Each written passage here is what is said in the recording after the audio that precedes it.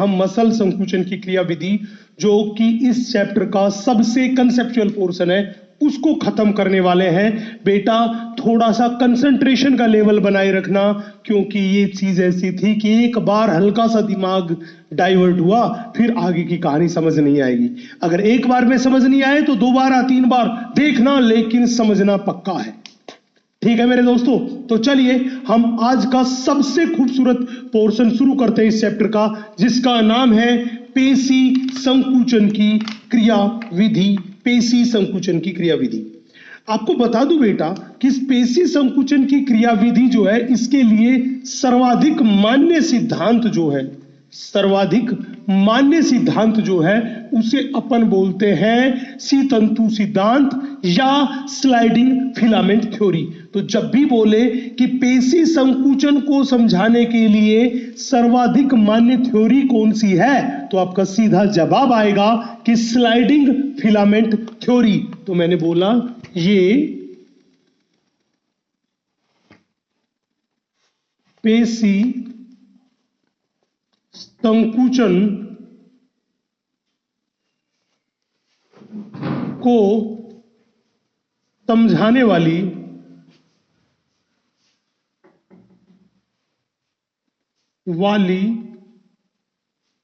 सर्वाधिक मान्य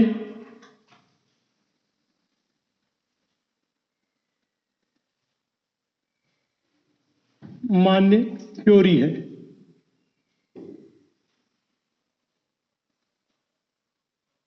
सर्वाधिक मान्य थ्योरी है कौन सी? स्लाइडिंग फिलामेंट थ्योरी, सी-तंतु सिद्धांत। अब पूछेगा कि सर आप एक बात बताओ, जब पेशी में संकुचन होता है तो क्या होता है? बेटा याद रखो, आप पार्क में जाते हो और वो जो फिसलन पट्टी स्लाइड है उस पे ऐसे ऐसे स्लाइड होते हो, ऐसे ऐसे फिसल के जाते हो, बोलो जाते हो कि नहीं जाते? बोला हाँ। तो याद रखना ये थ्योरी क्या कहती है, ये कह रही है कि अपने पास 2 तंतु है, एक मोटा तंतु जिसको बोलते हैं मायोसिन तंतु, ये मेरी फिसलन पट्टी है, ये मेरे पास मायोसिन तंतु है। ये जो मेरे हाथ में मार्कर दिखाई दे रहा है, ये मेरे पास जो है ये पतला वाला तंतु है, एक्टिन तंतु है। ये कह रहा है जब मसल में संकुचन होता है तो ये एक्टिन तंतु ये फिसलता है, सरकता है, किसके ऊपर? मायोसिन के ऊपर। अब बताओ, समझ लो कि ये फिसलन पट्टी और एक बच्चा आया और बच्चा इस स्लाइडर से ऐसे स्लाइड करके नीचे जा रहा है। तो बताओ, जब बच्चा स्लाइडर पे था तब भी उसकी लंबाई एक जैसी थी, और जब स्लाइडर से फिसल के नीचे चला गया तब भी बच्चा वही था, तो उसकी लंबाई एक जैसी थी। तो याद रखना कि जब स्लाइडर पर से बच्चा फिसला तो स्लाइडर तो अपनी जगह पे फिक्स था, स्लिप होके एक जगह से दूसरी जगह कौन गया? बच्चा गया। तो इसी तरह याद रखना, जब पेशी में संकुचन होता है तो ये जो मायोसिन है ये तो अपनी जगह पे फिक्स होता है, इसके ऊपर फिसलता कौन है, सरकता कौन है? एक्टिन तंतु सरकता है, एक्टिन तंतु सरकता है। अब याद रखना एक्टिन सरकता है, लेकिन जैसे बच्चा जो था उसकी लंबाई में कोई परिवर्तन नहीं होता, स्लाइडर जो था उसकी लंबाई में कोई परिवर्तन नहीं होता, इसी तरह पेशी संकुचन के समय केवल एक्टिन फिसल के एक जगह से दूसरी जगह शिफ्ट हुआ था, एक्टिन की लंबाई में कोई परिवर्तन नहीं होता, मायोसिन की लंबाई में भी कोई परिवर्तन नहीं होता। तो कान खोल के ये बात सुन लो कि इसके अनुसार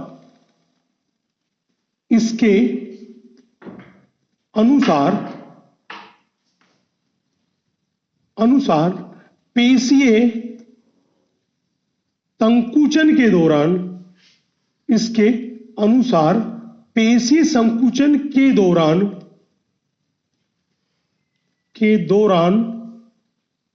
एक्टिन तंतु, जो कैसा तंतु है? हमने कहा पतला तंतु है। जो कैसा तंतु है? पतला तंतु है। एक्टिन तंतु मायोसिन तंतु, और इस मायोसिन को अपन बोलते हैं मोटा तंतु।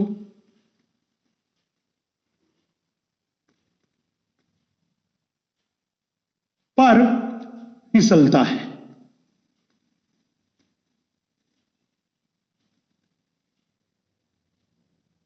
फिसलता या सरकता है।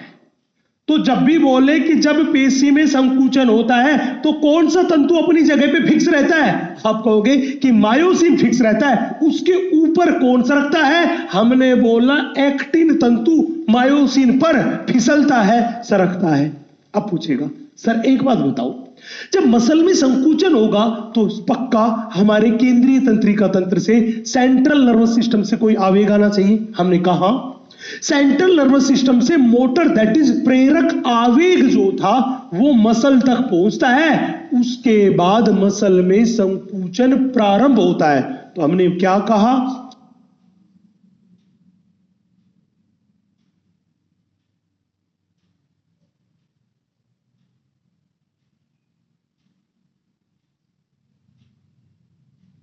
सीएनएस से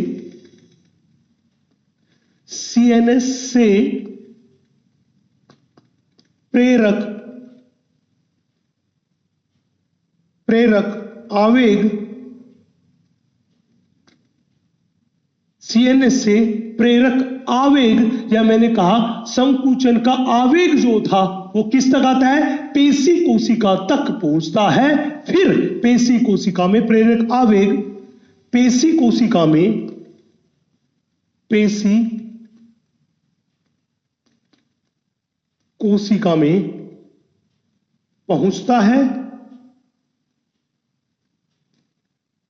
पहुंचता है। फिर पेशी में संकुचन,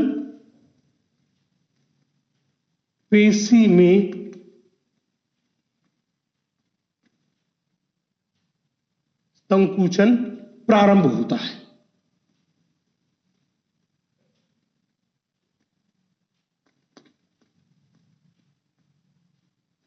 फिर पेशी में क्या प्रारंभ हुआ, संकुचन प्रारंभ हुआ। अब पूछेगा सर एनसीईआरटी ने एक वर्ड दे रखी है जिसका नाम दे रखा है मोटर यूनिट, दैट इज प्रेरक इकाई।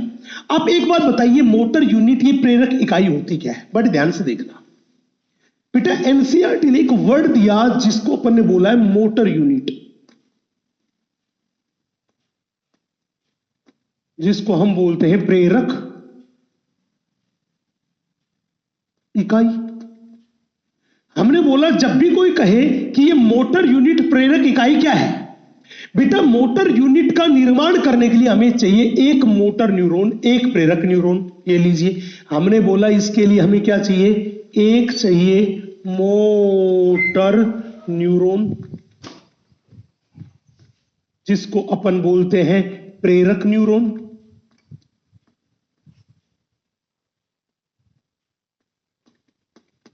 एक चाहिए हमको मोटर न्यूरॉन, प्रेरक न्यूरॉन चाहिए, प्लस और क्या चाहिए हमें, हमने बोला एक मोटर न्यूरॉन चाहिए, प्रेरक न्यूरॉन चाहिए, फिर और क्या चाहिए हमें, बेटा हमें चाहिए कई सारे पेशी तंतु।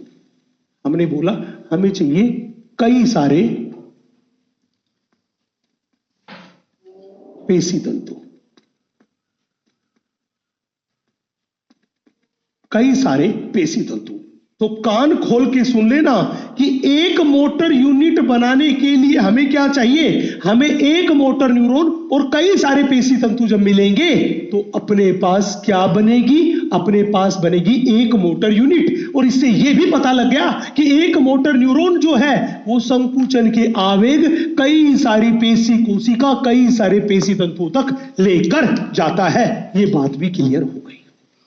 अब सवाल था गुरुजी एक छोटी सी बात बताओ, क्या यार केंद्रीय तंत्रिका तंत्र से जब प्रेरक न्यूरॉन आएगी, प्रेरक तंत्रिका आएगी, हमने कहा तो वो प्रेरक तंत्रिका जब पेशी के पास संकुचन का आवेग लेके आएगी तो वहां पे कोई संधि तो बनती होगी दोनों के बीच। हमने कहा बिल्कुल बनती है।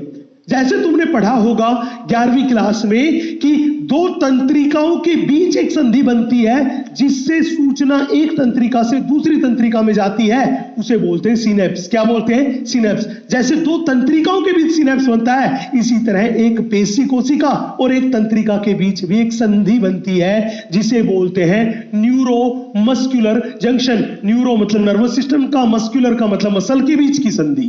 तो हमने यही बात यहां पर लिखी। हमने बोला कि सीएनएस की प्रेरक तंत्रिका प्रेरक, सीएनएस की प्रेरक तंत्रिका तथा पेशी तंतु की शार्कोलेमा, पेशी तंतु की शार्कोलेमा के बीच बनने वाली संधि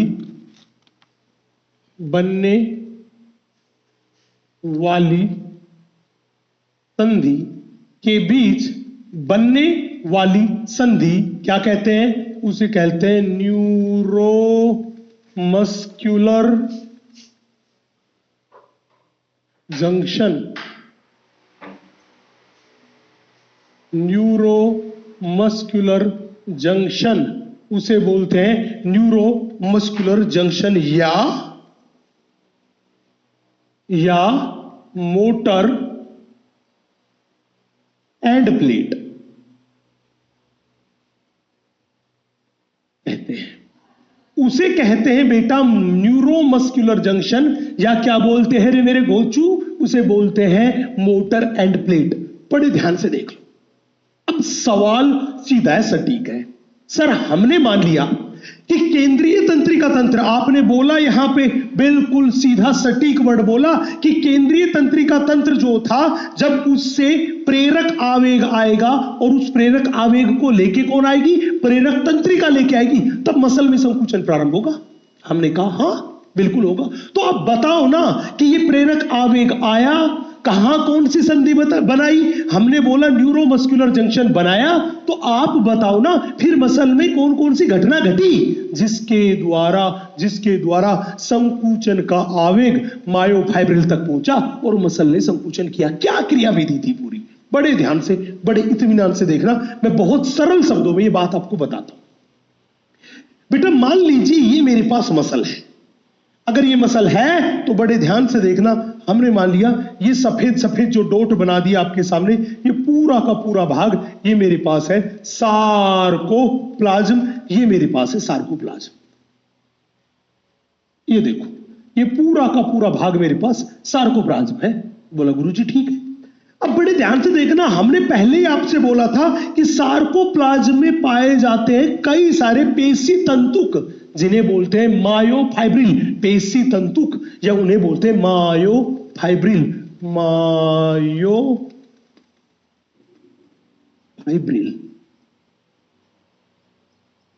मायोफाइब्रिल या उन्हें ही बोलते हैं पेशी तंतुक। उन्हें बोलते हैं पेशी तंतुक या बोलते हैं मायोफाइब्रिल। बोलो गुरुजी एकदम ठीक बात है। अब सबसे पहले हम बात करते हैं इस पेशी के बारे में। बेटा हमने क्या देखा, अगर ये पेशी कोशिका है तो इस पेशी कोशिका की कोशिका झिल्ली हुई है, इसी को तो बोलते हैं शार्कोलेमा।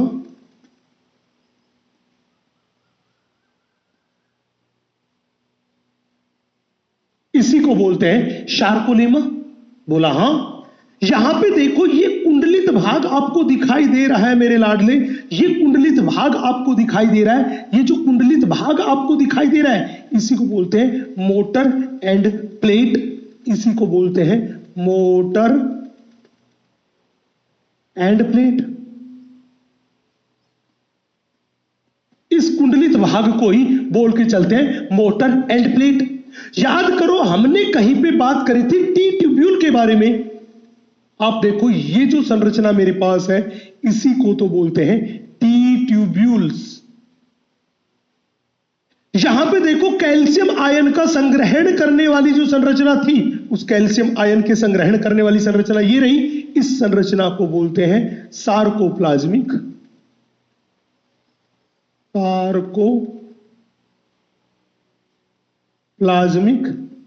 रेटिकुलम।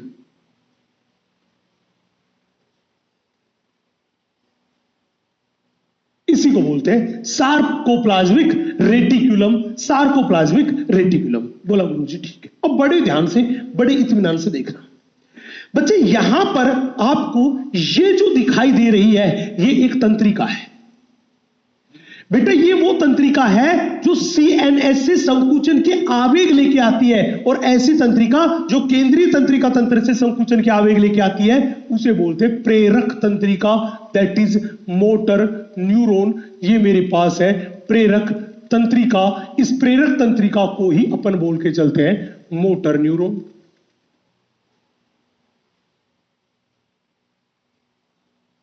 बोला गुरुजी ठीक है। यहां पर देखो ये जो आपको दिखाई दे रही है ये इस प्रेरक तंत्रिका की कोशिका झिल्ली है। ये क्या है? ये मेरे पास इस प्रेरक तंत्रिका की कोशिका झिल्ली है। इसको बोलते हैं प्री सिनेप्टिक झिल्ली, इसको बोलते हैं प्री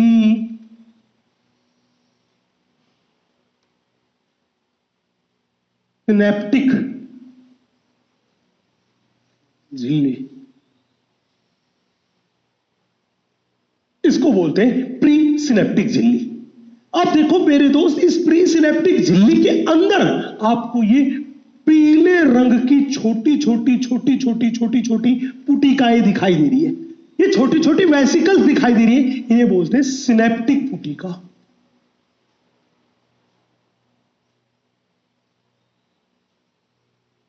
इन्हें बोलते हैं अपन सिनेप्टिक पुटिका। ये जो छोटी छोटी पुटिकाएं दिखाई दे रही मेरे बच्चे, इसे बोलते हैं सिनेप्टिक पुटिका। सिनेप्टिक पुटिका, यहां पे देखो ये सिनेप्टिक पुटिका जो है, इस सिनेप्टिक पुटिका के अंदर हमने मान लिया ये गुलाबी रंग का रासायनिक पदार्थ भरा हुआ है। ये जो गुलाबी रंग का रासायनिक पदार्थ इस सिनेप्टिक पुटिका में भरा हुआ है, इसको बोलते हैं न्यूरोट्रांसमीटर। क्या बोलते हैं? न्यूरोट्रांसमीटर। इसको अपन बोलते हैं न्यूरोट्रांसमीटर। अब सवाल ये था कि ये जो न्यूरोट्रांसमीटर है, इस न्यूरोट्रांसमीटर का नाम क्या है? इसका नाम है एसिटाइल कोलिन न्यूरोट्रांसमीटर। हमने बोला इसका नाम है एसिटाइल कोलिन न्यूरोट्रांसमीटर। इसको बोलते हैं एसिटाइल कोलिन न्यूरोट्रांसमीटर। इस एसिटाइल कोलिन को ही अपन ने बोल दिया ACH। इस न्यूरोट्रांसमीटर को इस साइड में क्या बोल दिया? ACH। अब यहां पे देखो ये ACH जो था ये इस प्रेरक तंत्रिका की सिनेप्टिक पुटिका के अंदर भरा होता है, और ये जो हरे हरे रंग के जो दिखाई दे रहे हैं ये इस ACH के रिसेप्टर है। इस ACH के रिसेप्टर है, तो हमने बोला ये मेरे पास है ACH के ग्राही। ACH के ग्राही। आप बड़े ध्यान से देखना, ACH तो तंत्रिका की सिनेप्टिक पुटिका में भरा हुआ रासायनिक पदार्थ है, और उसके जुड़ने के जो ग्राही है, रिसेप्टर है, वो किसके ऊपर प्रेजेंट है? इस सार्कोलेमा पे प्रेजेंट है, इस मोटर एंड प्लेट पे प्रेजेंट है। चले, तो ये मोटर एंड प्लेट क्या था? ये सार्कोलेमा का ये टेढ़ा मेढ़ा कुंडलित भाग है, इसी को बोल दिया मोटर एंड प्लेट। अब बड़े ध्यान से देखना, हमने कहा ये मेरे पास प्रेरक तंत्रिका है। इस प्रेरक तंत्रिका और देखो सार्कोलेमा के बीच में आपको ये बहुत बड़ी खाली जगह दिखाई दे रही है। बहुत बड़ी खाली जगह दिखाई दे रही है, ये खाली जगह रही। इन दोनों के बीच ये जो खाली जगह मेरे बच्चे आपको दिखाई दे रही है, इसे बोलते हैं सिनेप्टिक दरार। इस खाली जगह को ही क्या बोलते हैं? इस खाली जगह को ही बोलते हैं सिनेप्टिक दरार। इस खाली जगह को ही बोलते हैं सिनेप्टिक दरार। तो अब यहां पर देखो कि अपने पास इस तंत्रिका से सूचना जो थी वो इस सार्कोलेमा में पहुंचे, उसके लिए सबसे पहले प्रीसिनेप्टिक झिल्ली, उसके बाद सिनेप्टिक दरार, उसके बाद सार्कोलेमा में आएगी। तो कहने का मतलब इस प्रीसिनेप्टिक झिल्ली, इस सिनेप्टिक दरार और इस सार्कोलेमा, इन तीनों को मिला के ही हम बोलते हैं न्यूरो मस्कुलर जंक्शन, जिसको हमने शॉर्ट बोल दिया NMJ, neuro muscular junction, that is NMJ। अब बड़े ध्यान से देखना, सवाल वहीं से शुरू होता है कि संकुचन हुआ कैसे, संकुचन की क्रियाविधि क्या थी। एक एक पद को बड़े ध्यान से देखना। हमने बोला कि भैया ये मोटर तंत्रिका है, और ये मोटर तंत्रिका जो थी ये आवेग को कहां लेकर आएगी? हमने बोला ये मोटर तंत्रिका जो थी, प्रेरक तंत्रिका थी, ये CNS से संकुचन के आवेग को लेकर आई। किसके पास? मसल के पास। चले, तो हमने बोला कि सीएनएस से संकुचन का आवेग जो था वो लेकर आई कौन? प्रेरक तंत्रिका। तो हमने बोला सीएनएस से संकुचन का आवेग आया। जब भी बोले बताओ संकुचन का आवेग कहां से आया, सीधा सटीक एकदम क्लियर जवाब सीएनएस से आया। कौन लेकर आई? हमने बोला ये प्रेरक तंत्रिका लेके आई। बहुत ध्यान से देखना क्या हुआ, मैं एक एक पद को बड़े सलीके से आपके सामने रखता हूं। हमने बोला सबसे पहला काम क्या हुआ? हमने बोला सबसे पहला काम हुआ कि सीएनएस से प्रेरक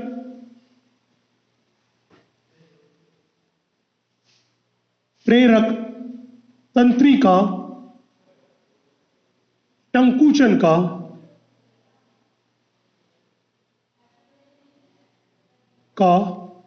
आवेग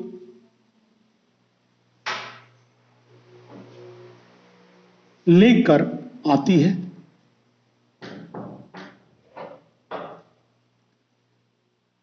चले, अब भैया संकुचन का आवेग लेके आई कौन? प्रेरक तंत्रिका। और जो ही वो आवेग पहुंचा कहां पे?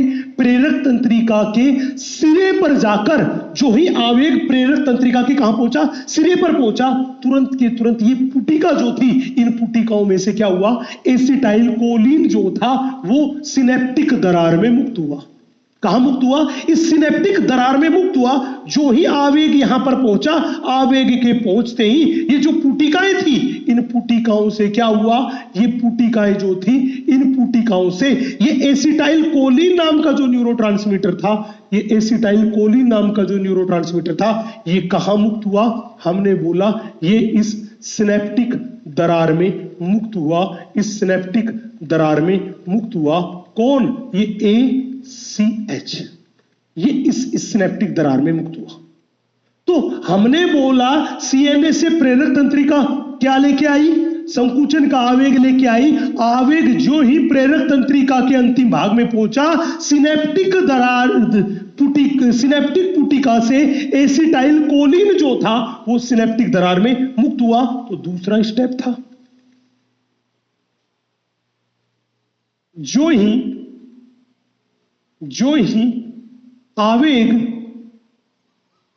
आवेग प्रेरक तंत्रिका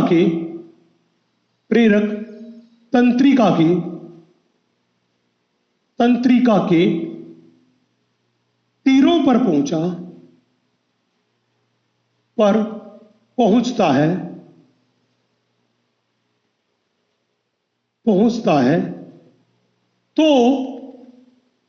तो सिनेप्टिक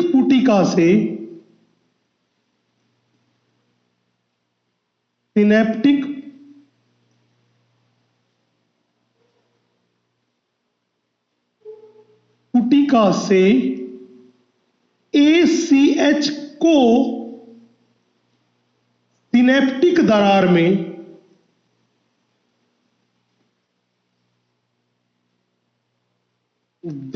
में मुक्त किया जाता है।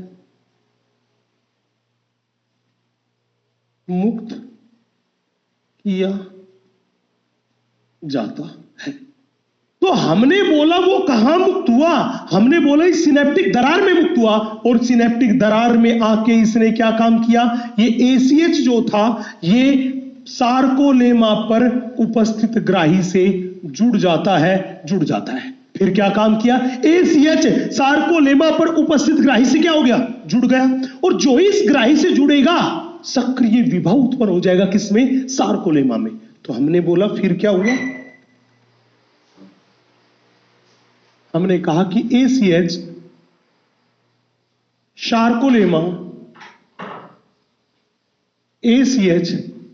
सार्कोलेमा पर उपस्थित ग्राही से जुड़ जाता है। जिससे जिससे सार्कोलेमा में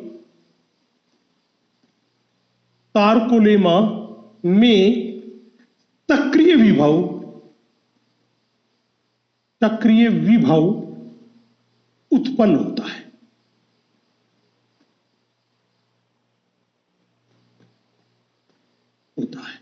मतलब संकुचन का आवेग जो सूचना थी, जो सक्रिय विभव था, वो कहां पहुंच गया? इस सार्कोलेमा में आ चुका है। सार्कोलेमा में सक्रिय विभव उत्पन्न हो चुका है। ये लो, अब हमने बोला ये सार्कोलेमा में सक्रिय विभव जो उत्पन्न हुआ, ये सार्कोलेमा से होता हुआ किसमें प्रवेश किया? टी ट्यूब्यूल्स में गया। और ये टी ट्यूब्यूल क्या काम कर रही थी? ये टी ट्यूब्यूल इस सक्रिय विभव को अंदर की तरफ लेकर जा रही थी। किस में लेकर जा रही थी? सार्कोप्लाज्म में। तो हमने बोला कि सार्कोलेमा से सक्रिय विभव जो था वो टी ट्यूब्यूल के द्वारा कहां पहुंचाया जाता है? सार्कोप्लाज्म में पहुंचाया जाता है। कहां पहुंचाया जाता है? सार्कोप्लाज्म में पहुंचाया जाता है। तो ये लो भैया, हमने बोला कि सार्कोलेमा से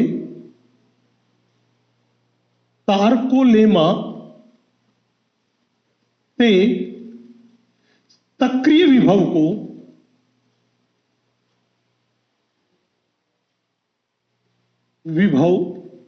को टी ट्यूब्यूल्स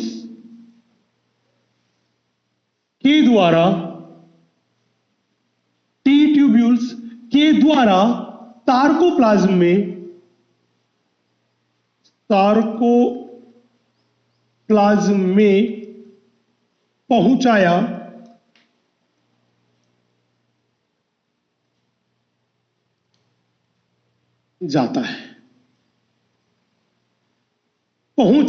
जाता है। जब सार्कोप्लाज्म में सक्रिय विभव पहुंच गया तो क्या हुआ? बड़े ध्यान से देखना, हमने बोला यहां पे देखिए, इन्होंने इस सक्रिय विभव को कहां पहुंचा दिया मेरे बच्चे? सार्कोप्लाज्म में पहुंचा दिया। अब इस सार्कोप्लाज्म में जो ही सक्रिय विभव सार्कोप्लाज्म में पहुंचता है, तो सार्कोप्लाज्म में पहुंचते ही यहां देखो बिल्कुल इसके अंतिम सिरे पर ये रही सार्कोप्लाज्मिक रेटिकुलम, जिसमें कैल्शियम +2 है। तो क्या हुआ? इस सार्कोप्लाज्मिक रेटिकुलम जो थी, इस सार्कोप्लाज्मिक रेटिकुलम से लगातार कैल्शियम +2 मुक्त होते हैं। हमने बोला इससे क्या मुक्त हुए? हमने बोला इससे मुक्त हुआ, क्या हुआ मुक्त? कैल्शियम +2 जो थे वो मुक्त होते हैं। तो कैल्शियम +2 कहां से मुक्त हुए? हमने बोला कैल्शियम +2 जो था वो कैल्शियम +2 मुक्त हुआ। किससे? सार्कोप्लाज्मिक रेटिकुलम से। तो हमने यही कहा, ये क्या हुआ? सार्कोप्लाज्मिक रेटिकुलम से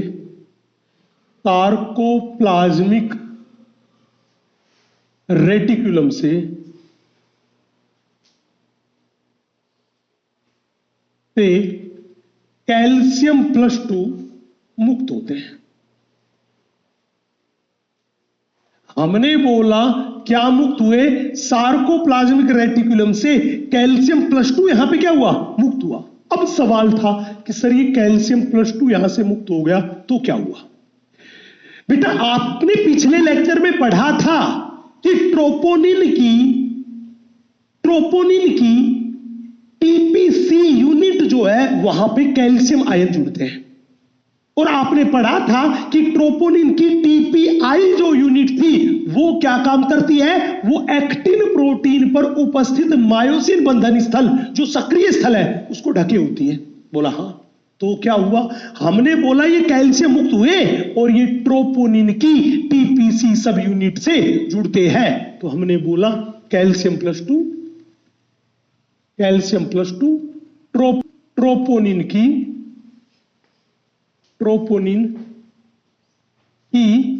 टीपीसी उप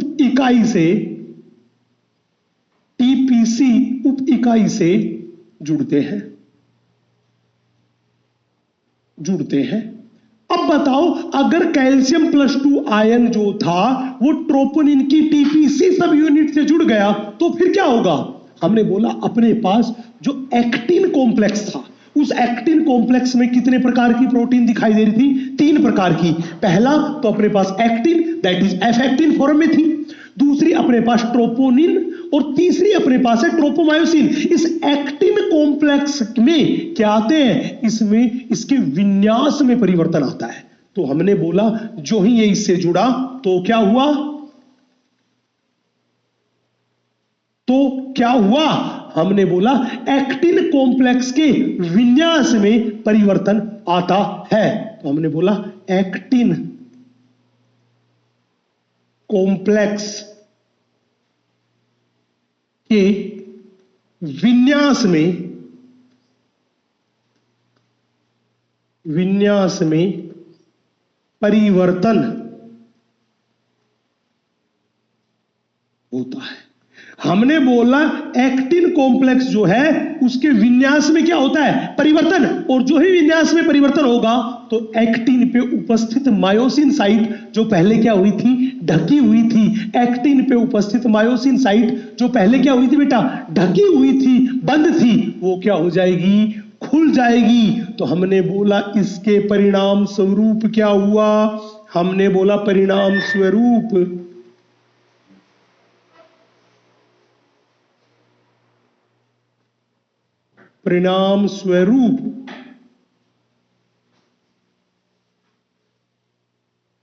स्वरूप क्या हुआ? एक्टिन पर उपस्थित मायोसिन बंधन स्थल जो था वो क्या हो गया? मुक्त हो गया। तो हमने बोला कि एक्टिन पर उपस्थित मायोसिन बंधन स्थल, मायोसिन बंधन स्थल, इसी को बोलते हैं सक्रिय स्थल।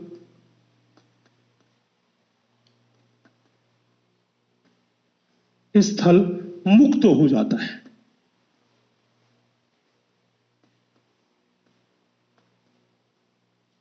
पहले ये स्थल जो था, इस स्थल को टीपीआई ने ढक रखा था, लेकिन जो ही कैल्शियम जुड़ा, कैल्शियम के जुड़ते ही टीपीआई उस जगह से हट गया, और हटते ही वो खुल गया, एकदम मुक्त हो गया। मतलब ये बंधन स्थल मुक्त हो गया। अब इसके बाद क्या होगा?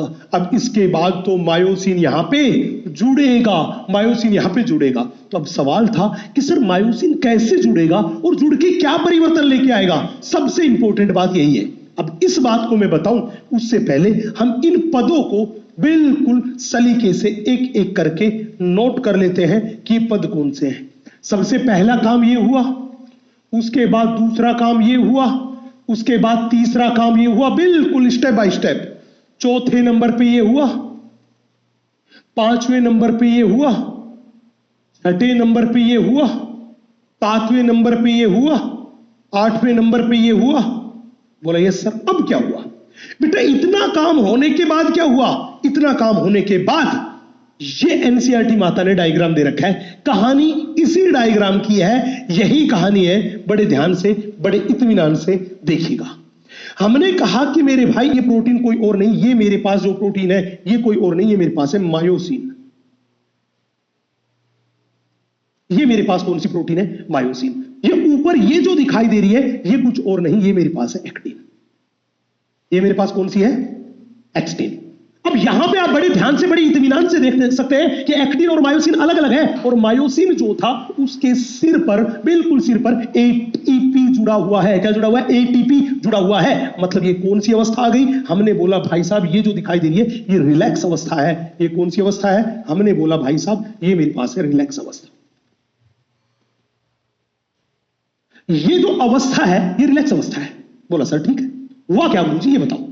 बड़े ध्यान से, बड़े इत्मीनान से देखना। बात यही चल रही है, ये रिलैक्स अवस्था तो है, लेकिन यहां पर सर क्या हुआ, कैसे हुआ, आप ये बताओ। बहुत ध्यान से, बहुत इत्मीनान से कॉन्सेप्ट को समझिएगा, देखिएगा कि क्या हुआ, कैसे हुआ। यस भैया, हमने बोला ये रिलैक्स अवस्था है। हुआ क्या? यहां देखो मायोसिन के सिर पे एटीपी है। अब ये एटीपी जो था ये टूटेगा, एटीपी का जल अपघटन होगा, और जल अपघटन से क्या होगी? ऊर्जा मुक्त। तो मैंने बोला कि मायोसिन हेड पर उपस्थित एटीपी का जल अपघटन होता है।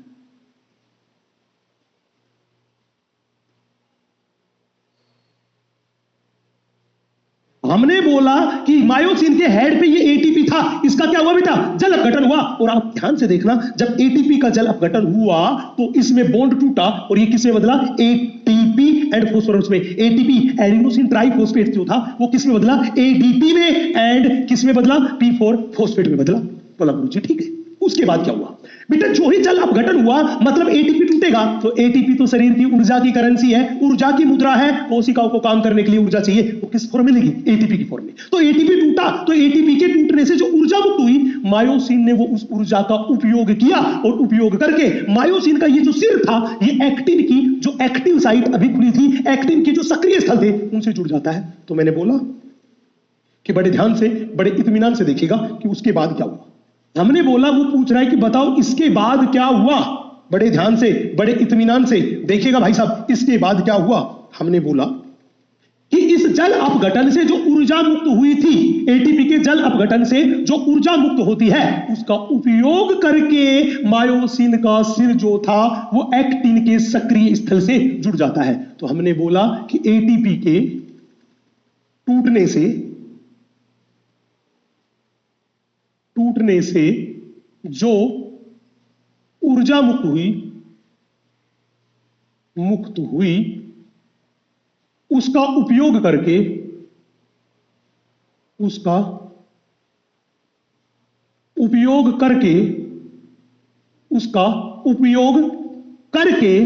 मायोसिन का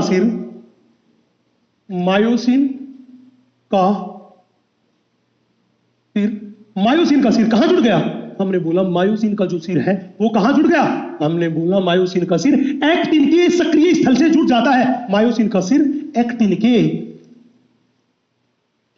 सक्रिय स्थल से जुड़ जाता है।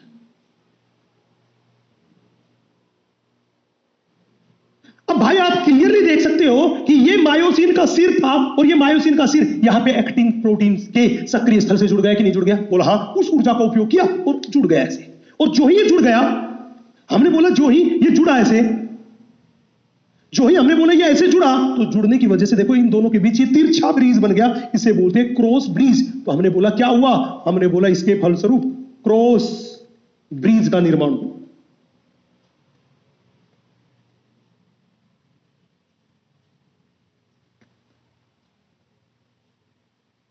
हमने बोला क्या हुआ, हमने बोला क्रॉस ब्रिज का निर्माण हुआ।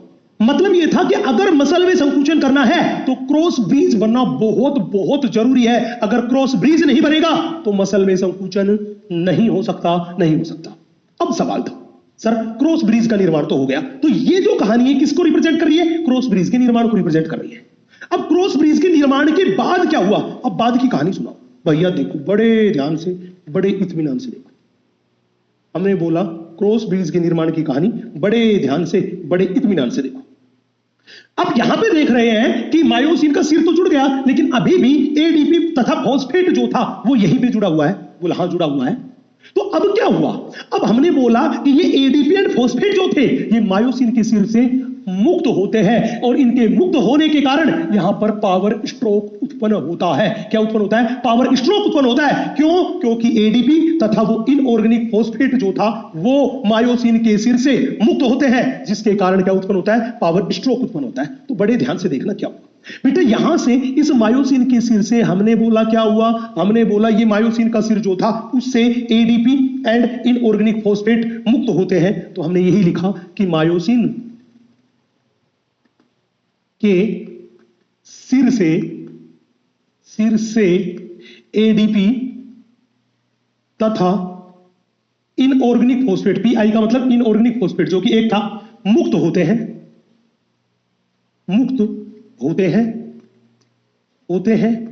जिससे पावर स्ट्रोक उत्पन्न होता है।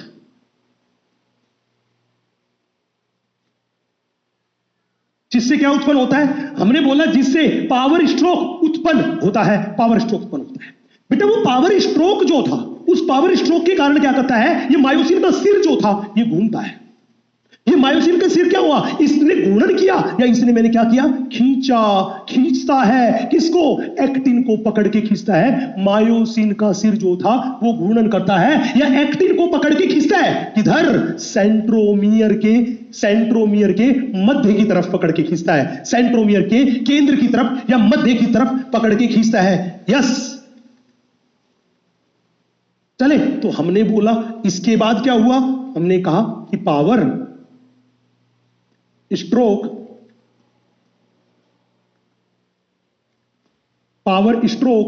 के कारण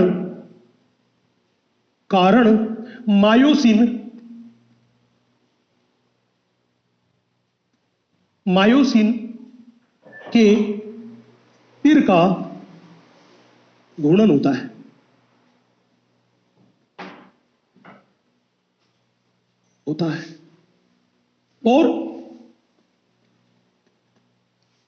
और एक्टिन जो था वो मायोसिन के ऊपर स्लिप होता है, फिसलता है, और एक्टिन मायोसिन पर फिसलता है। किधर फिसलता है, हमने बोला सार्कोमियर